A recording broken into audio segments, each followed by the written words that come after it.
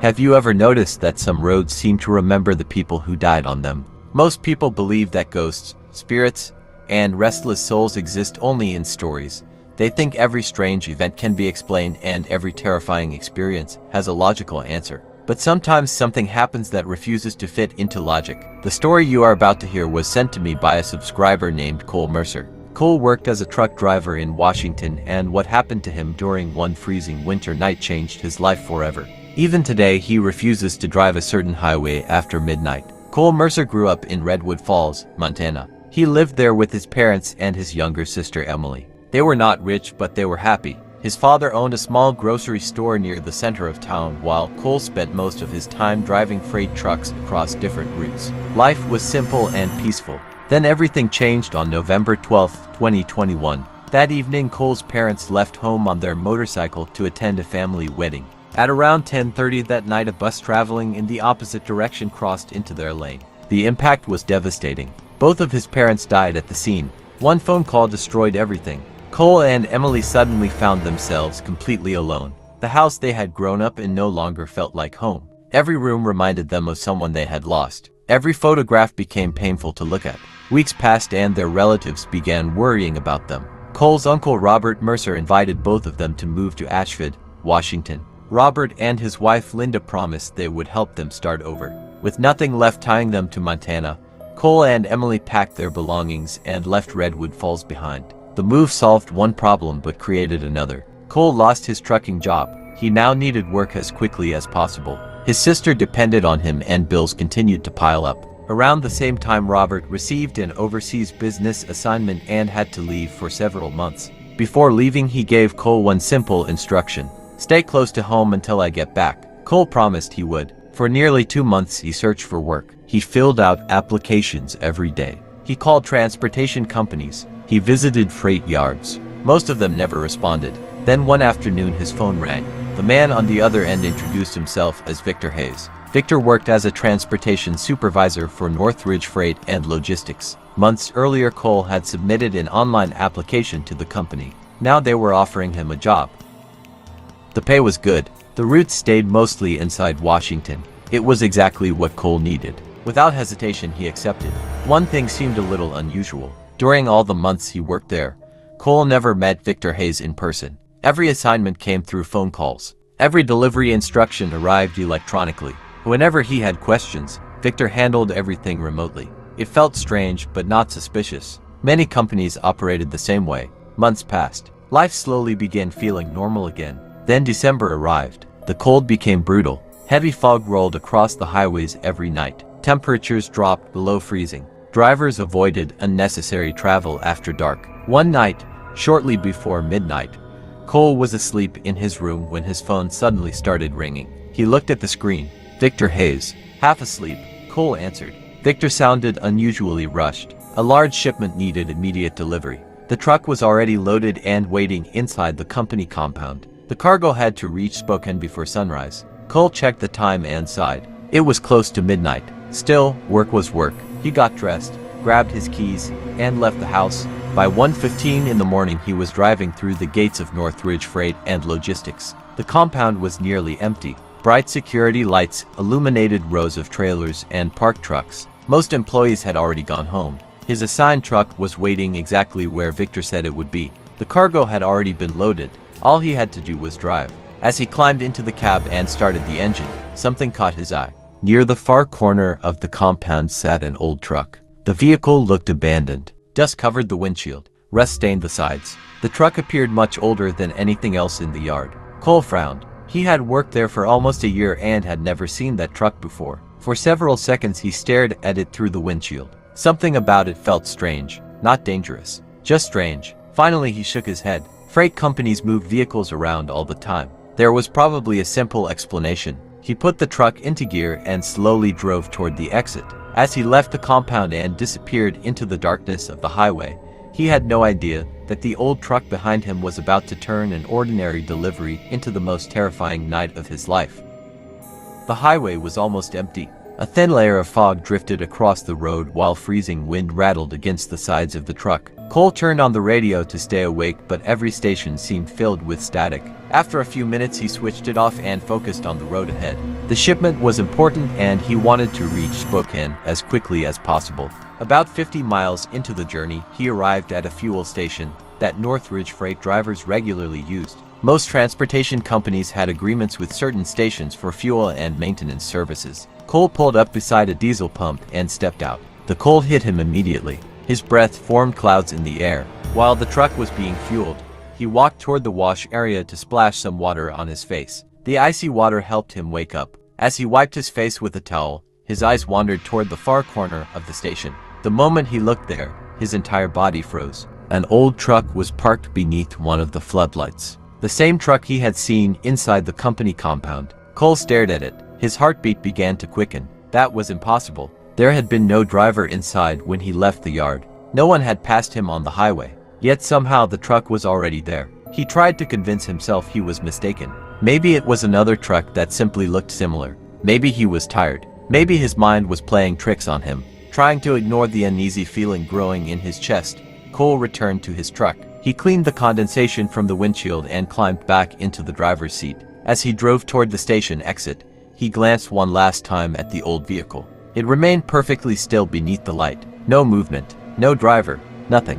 Cole pulled onto the highway and continued north. A few seconds later, something caught his attention in the side mirror. The floodlight from the fuel station briefly illuminated the rear of the old truck. For only a moment, he could clearly see a sentence painted across the back. Cole's hands tightened around the steering wheel. The words sent a chill through his body. Trust is buried deeper than loyalty. His mouth went dry. The exact same sentence was painted on the back of his own truck. Not similar. Not almost the same. Exactly the same. For several seconds he could not think. His mind searched desperately for an explanation. Maybe the trucks had once belonged to the same fleet. Maybe it was coincidence. Maybe someone at the company liked the phrase. But none of those explanations felt right. The feeling in his stomach continued growing worse. He kept driving. The road stretched endlessly ahead. Dark forests lined both sides of the highway. The fog became thicker. Visibility dropped. Then something appeared in his side mirror. At first he thought it was a reflection, a trick of the light, but when he looked again, his blood turned cold. There was a face staring back at him. Not a normal face, a severed human head. The neck ended in darkness. The skin looked pale and lifeless. Its eyes were fixed directly on him, and worst of all, it was smiling. A twisted, unnatural smile. Cole nearly lost control of the truck. His foot slammed against the accelerator as panic exploded through his body. Every instinct told him to get away. The freezing air inside the cab suddenly felt suffocating. Sweat rolled down his forehead despite the cold. When he looked back toward the mirror again, the face was gone. Only darkness remained. His breathing became uneven. He kept telling himself it was exhaustion. Nothing more. He had been working long hours. He was tired. That was all. Then headlights suddenly appeared behind him. A truck was approaching fast. Much faster than it should have been. Within seconds it rushed past him. Cole caught only a brief glimpse as it passed, but that glimpse was enough. It was the same old truck, the same rusted body, the same faded paint, the same vehicle he had just left behind at the fuel station. The truck sped ahead into the darkness. Within moments it vanished into the fog. Cole stared after it in disbelief. His heart pounded so hard he could hear it. He knew what he had seen. There was no doubt anymore. Something was terribly wrong. Several minutes later, he could no longer focus on driving. Fear had completely taken over. He pulled onto the shoulder of the deserted highway and brought the truck to a stop. The clock on the dashboard showed 2:03 a.m. The road was empty. No houses, no businesses, no gas stations, nothing except darkness and forest. For a moment he sat inside the cab trying to calm himself. Then he decided to inspect the vehicle. Maybe checking the cargo would help clear his mind. Maybe focusing on something practical would stop the panic. He grabbed a flashlight and climbed out. The cold seemed even worse now. The silence felt unnatural. Every sound echoed through the darkness. Cole walked toward the rear of the trailer. The cargo straps were secure. Nothing appeared damaged. Everything looked normal. Then his flashlight passed over the sentence painted on the back of the truck. Trust is buried deeper than loyalty. The words somehow looked different now. Darker. Almost fresh. As if someone had painted them recently. A shiver crawled up his spine. He quickly finished inspecting the trailer and started walking back toward the driver's door. Halfway there he suddenly stopped. The feeling hit him without warning. Someone was standing behind him. He could feel it. The sensation was so strong that every hair on his body stood up. Slowly he turned around. Nothing. The road behind him was empty. The forest was silent. No one was there. Cole released a nervous breath and turned back toward the truck. Then he felt it again. Closer this time. So close it felt as though someone was breathing directly behind his neck. Cole spun around. Before he could see anything, something heavy crashed into the back of his head. A blinding flash of pain exploded through his skull. The flashlight flew from his hand. The world tilted sideways. Darkness swallowed everything, and Cole Mercer collapsed unconscious onto the frozen roadside. Cole slowly opened his eyes to the sound of distant voices. For several seconds he could not remember where he was. A sharp pain pulsed through the back of his head. The bright light above him forced him to squint. Everything felt blurry. Everything felt wrong. As his vision cleared, he realized he was lying in a hospital bed. Machines quietly beeped nearby. A bandage was wrapped around his head. The events of the highway came rushing back. The old truck, the face in the mirror, the feeling of being watched, the sudden blow from behind. Cole immediately tried to sit up. A wave of dizziness hit him. Someone standing beside the bed stepped forward. It was a middle-aged man wearing a heavy winter jacket. The stranger looked relieved to see him awake. "Easy there? You took a pretty hard hit." Cole stared at him. "Who are you?" The man pulled up a chair. "My name is Daniel Brooks. I was driving home around sunrise when I saw your truck parked on the side of the highway. At first I thought the driver was asleep. Then I found you lying unconscious near the shoulder. You were bleeding pretty badly, so I called for help and brought you here." Cole thanked him. The man nodded and quietly left the room. A few minutes later a doctor entered. He checked Cole's injuries and asked what had happened. At first Cole hesitated. Everything sounded insane, but eventually he told him everything. Every detail. The abandoned truck, the message painted on the back, the face in the mirror, the attack. The doctor listened silently. When Cole finally finished, the doctor looked unusually serious. For several moments he said nothing. Then he pulled a chair closer. "There is something you should know." Cole frowned. The doctor's expression changed, almost as if he had been expecting this conversation one day. "The truck you are driving, it once belonged to a man named Victor Hayes." The name immediately caught Cole's attention. Victor Hayes, his supervisor, the man who assigned all his routes. What about him? The doctor slowly folded his arms. 15 years ago Victor Hayes was not a supervisor. He was a truck driver, just like you. Cole felt his stomach tighten. The doctor continued.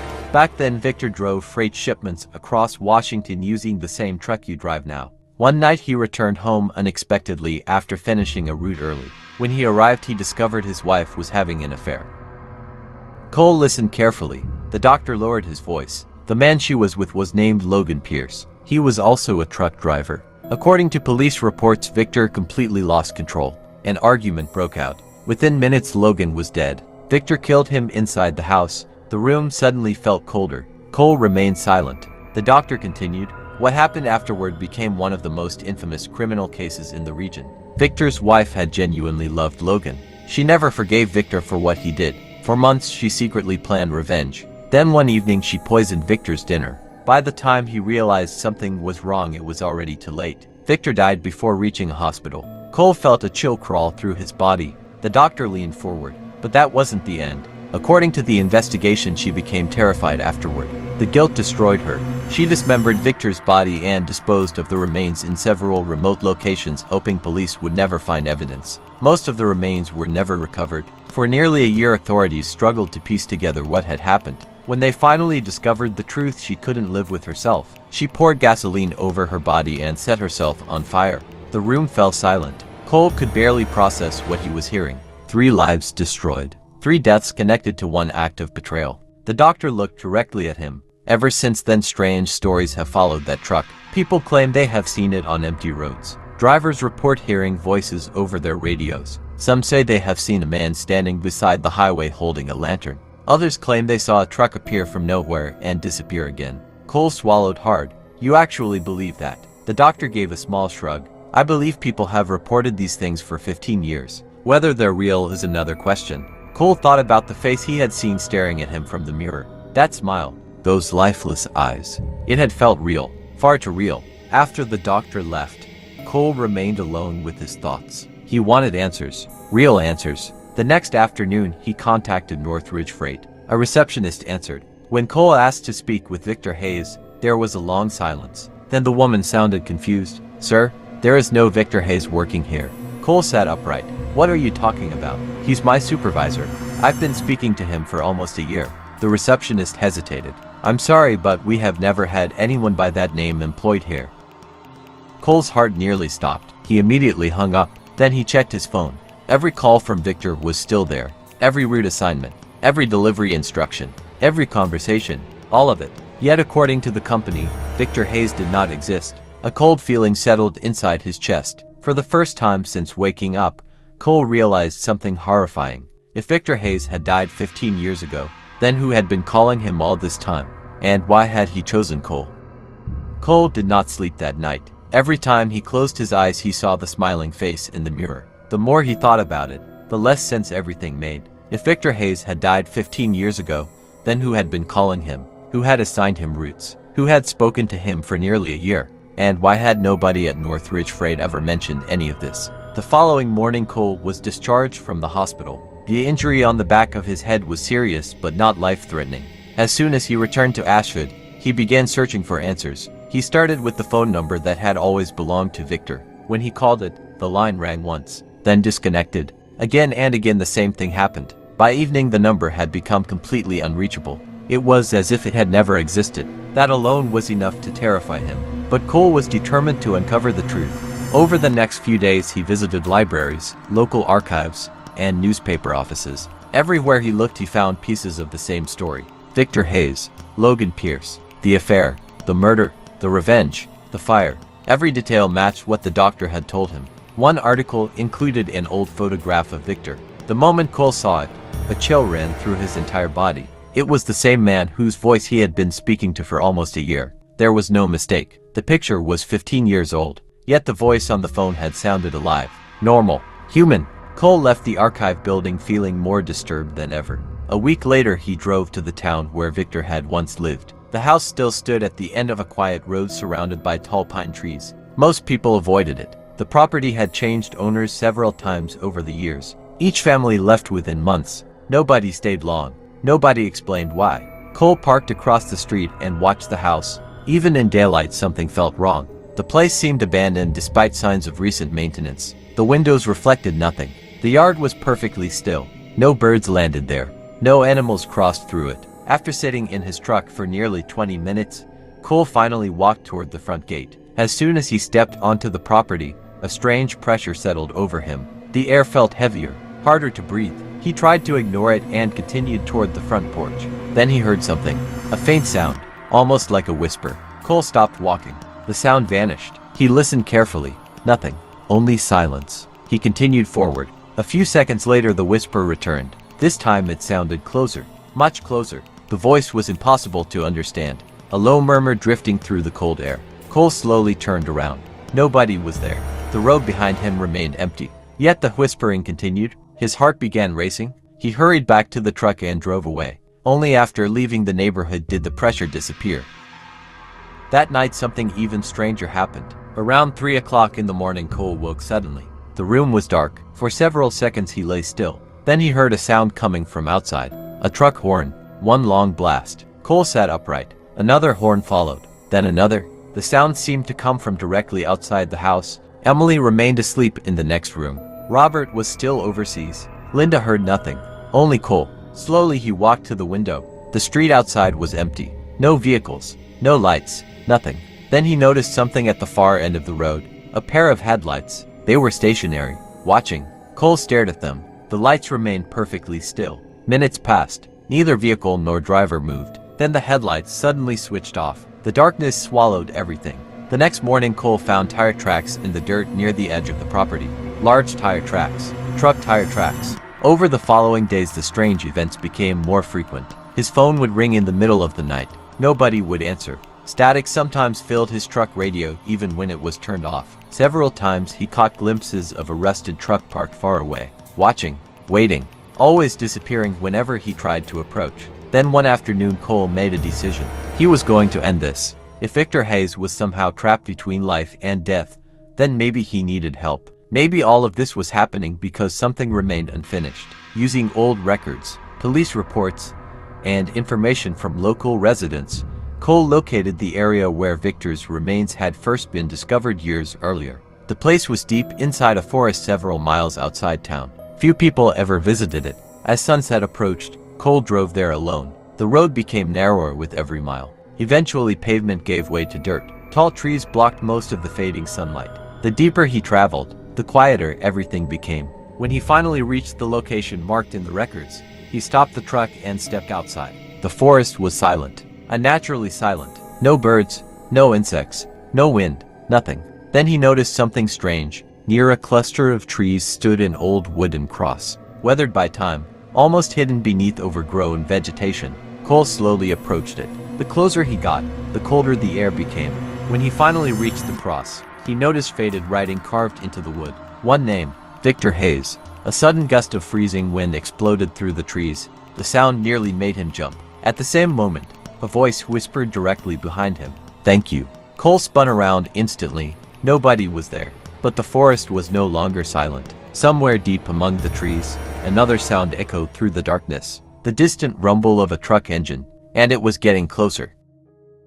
Cole stood frozen beside the weathered wooden cross. The distant engine continued growling through the forest. Slow at first, then louder. Closer, closer. The sound echoed between the trees as if a massive truck was driving through the woods toward him. That made no sense. There was no road here, no path wide enough for any vehicle. Yet the engine kept approaching. Cole backed away from the cross. His eyes searched the darkness between the trees. The sun had almost disappeared. Long shadows stretched across the forest floor. The temperature seemed to drop with every passing second. Then he saw movement. Something large moving between the trunks. For a moment he caught the outline of a truck. Rusted. Old. The same truck. Its headlights flickered weakly through the trees. Cole's heart pounded so hard it hurt. The vehicle should not have been able to move through that terrain. But it was. The truck rolled forward without making contact with a single branch, almost as if the forest itself was allowing it to pass. Cole stumbled backward. The engine suddenly stopped. Silence returned. The truck disappeared. Nothing remained except darkness. For several moments Cole stood there unable to move. Then he remembered the whisper, "Thank you." Those words kept repeating inside his mind. Who had said them? Victor? Or someone else? As quickly as possible he returned to his truck and drove back toward Ashford. That night he could not stop thinking about the forest. Something had changed. The fear was still there. But now another feeling had joined it. A feeling that Victor was trying to communicate, trying to show him something. 3 days later Cole returned to work. He needed normality. He needed routine. For the first few hours everything seemed fine. The roads were busy. The weather was clear. Nothing unusual happened. By evening he almost convinced himself the worst was over. Then he arrived at the North Ridge compound. As he parked near the loading area, a familiar shape caught his eye. His blood instantly ran cold. The old truck was back, parked in the exact same corner where he had first seen it. Dust covered the body. Rust stained the doors. The headlights were dark. Everything looked exactly the same. Cole remained inside his truck staring at it. His hands began shaking. The truck had disappeared in the forest. It should not have been here. Yet there it was, waiting, watching. After several minutes he forced himself to step outside. The compound was unusually quiet. Most employees had already left. Only a few security lights illuminated the yard. Cole slowly approached the truck. Each step felt heavier than the last. For months he had avoided getting close. This time he wanted answers. When he finally reached the driver's side window, he looked inside. The cab was empty. Dust covered the dashboard. The seats looked rotten. Spider webs stretched across the corners. It appeared abandoned for years. Cole frowned. Then he noticed something beneath the steering wheel. A small metal plate, covered in dirt. He wiped it clean. The registration information was still visible. The truck belonged to Victor Hayes. The date listed on the plate was 16 years old. A chill crawled through his body. Suddenly a loud metallic bang echoed behind him. Cole spun around. Nothing. The yard remained empty. Then another bang, this time from inside the truck. His eyes snapped back toward the cab. The driver's door was slowly opening by itself. The rusty hinges groaned loudly. Cole's breathing became uneven. The door continued opening until it stopped completely. The interior remained dark. Then a figure became visible inside. Someone was sitting behind the wheel. Cole felt every muscle in his body lock up. The figure slowly lifted its head. It was not Victor. It was a different man. Pale skin, sunken eyes, dark stains across his shirt, and a smile that looked horribly wrong. Cole immediately recognized him. The old newspaper photograph flashed through his mind. Logan Pierce, the man Victor had murdered.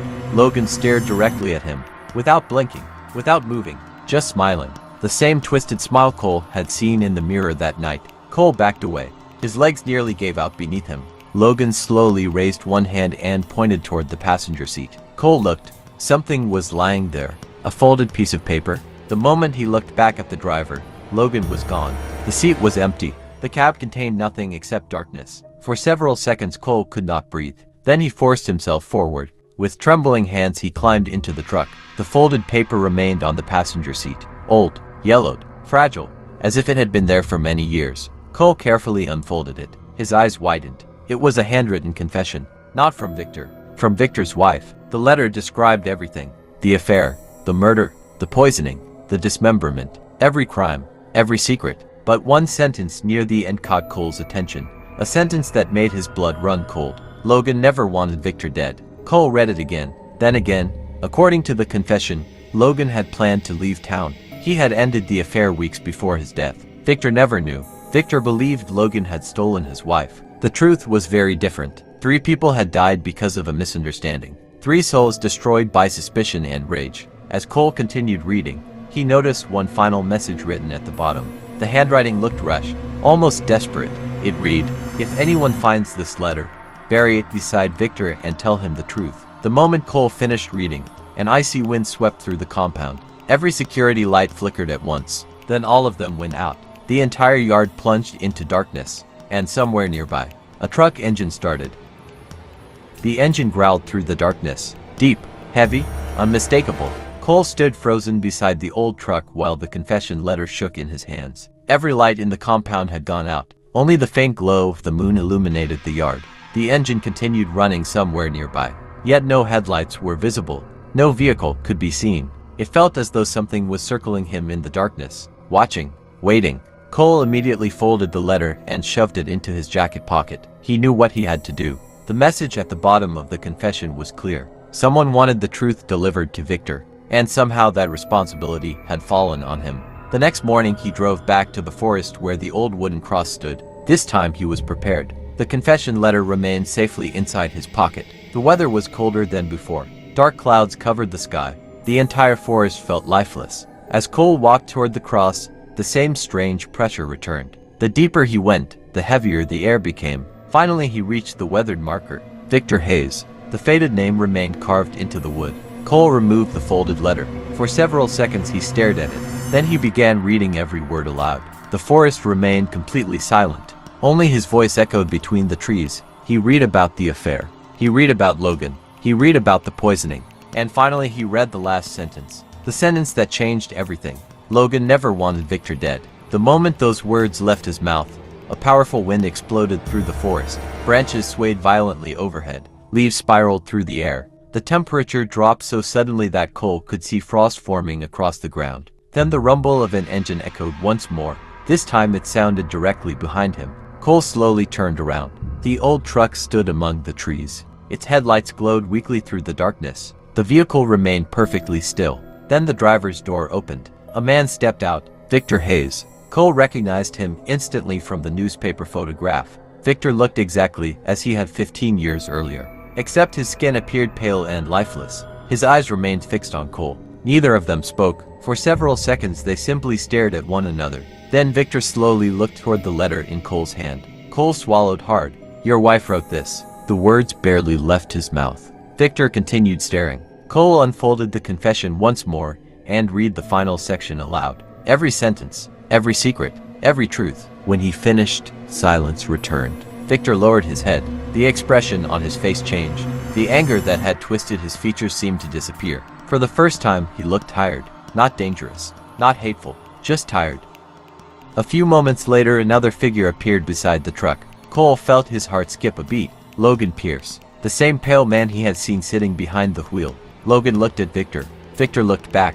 Neither spoke. Yet somehow it felt as though an entire conversation passed between them. Years of hatred. Years of misunderstanding. Years of pain. Finally Victor stepped forward. He stopped beside the wooden cross and looked directly at Cole. Then something happened that Cole would never forget. Victor smiled. Not the terrifying smile from the highway. Not the twisted smile from the mirror. A normal smile. A grateful smile. The same smile a man might give someone who had finally helped him carry a burden. Slowly Victor raised one hand, almost as if thanking him. Then both figures began fading. Their bodies became transparent. The wind grew stronger. The forest filled with a strange white light. Within seconds, Victor and Logan completely disappeared. The old truck vanished with them. The engine noise stopped. The cold lifted. The pressure vanished. And for the first time since arriving, the forest felt normal. Cole stood there for several minutes unable to move. He knew it was over. He could feel it. Whatever had kept those spirits trapped was finally gone. Before leaving, he buried the confession beside the wooden cross. Then he returned home. 15 days passed. Nothing unusual happened.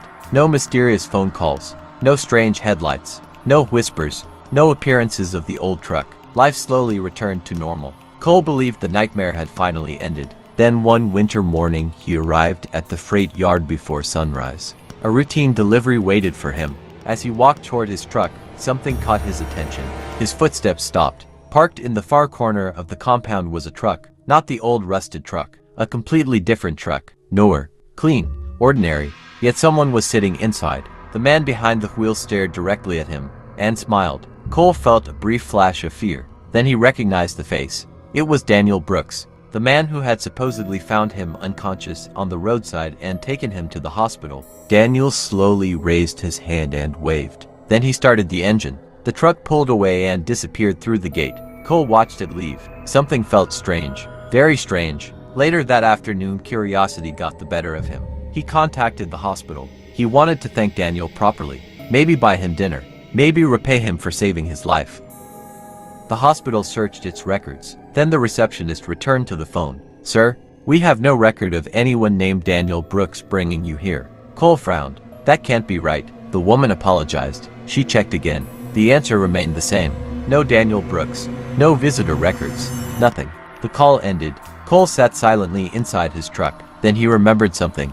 The doctor had told him someone found him unconscious around sunrise. But nobody had ever actually confirmed who that person was. A strange realization settled over him. What if Daniel Brooks had never been a living man at all? What if the person who saved him that morning was the very spirit trying to lead him toward the truth? Cole never learned the answer, but he never saw the old truck again. And from that day forward, every time he passed a lonely stretch of highway after midnight, he remembered one thing. Some roads do not forget, and sometimes the dead are not searching for revenge. Sometimes they are simply searching for the truth. So that was the story of Cole Mercer and the haunted truck that followed him through the frozen highways of Washington. Whether what he experienced was a restless spirit, a curse tied to the truck, or something far darker, nobody knows for sure. But one thing is certain, some roads remember the dead.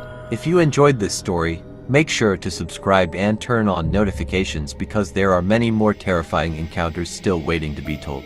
And if you have a true scary experience that you would like to share, send it to the email in the description. Your story could be featured in a future episode of Nightmare Files. Until next time, stay safe, stay aware, and never trust what you see in your rearview mirror after midnight.